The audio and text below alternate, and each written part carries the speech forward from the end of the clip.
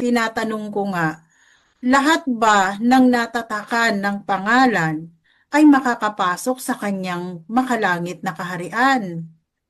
Kasi may Kasi yun, sinabi siya dito mm, sa verse 27 sa binasa natin kanina, sapagkat darating ang anak ng alahayam sa kaluwalhatian ng kanyang ama, kasama ang kanyang mga makalangit na nilalang at bibigyan niya ng gantimpala ang bawat isa ayon sa kanilang ginawa.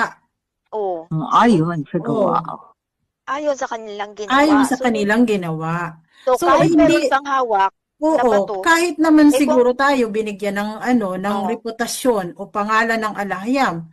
So tama din yung sinasabi, hindi lahat ng tumatawag sa kanyang pangalan ay makakapasok, kundi yun lamang na sumusunod. So dito naman, Depende pa yun sa gawaan.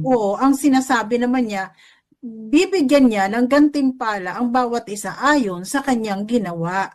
oh, Pero maaari din naman na lahat ng mga ah, tumanggap ng kanyang banal na pangalan ay kasama doon sa makalangit na kaharian, ngunit hindi sila makakatanggap ng gantimpala.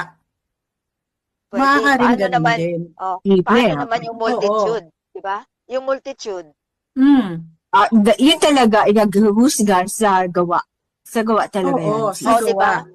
So ngayon Mm. sa atin, ang good works, masasabi mo ba yan na salvation na? Hindi ba't hindi? Ang Kasi good tayo works ang nga na, meron tayong meron tayong covenant, meron tayong kontrata. Yung great multitude, wala silang kontrata. oh, Pero yung may kaya, kontrata tayo, may hawak tayong kontrata. Ngayon, pag sumuway ka sa kontrata, out ka. oh, di ba? Pero pag tinupad mo yung kontrata, in ka. Gano'n, di ba? So, Oh, pero paano masasabing tumupad o hindi? Hindi tayo ang magsasabi nun. Yes, Yung mga great yes, wala naman multitude, sa oo, wala atin ang silang ano, kontrata, oo, pero, wala sa atin ang ang karapatan na paghusga. maghusga. Yes, oo. wala. Oo. Kasi ang alahayam ang nakakaalam kung nagawa nga ba natin yung sinasabi niyang gawa. O ano pa nga kaya ang batayan niya doon sa gawa na sinasabi niya na sila lang yung bibigyan niya ng gantimpala. E Sabi dito, At naman ano ng ang bang iba, gawa, gawa? hindi O ano kailangang bang gawa public, di dito? ba?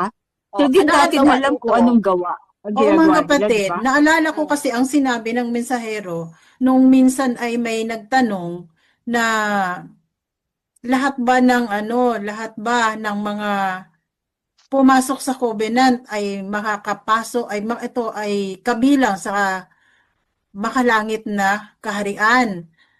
Na mm, halimbawa yung mga may gumagawa daw ng hindi pa rin nawawala sa kanila yung paggawa ng masama.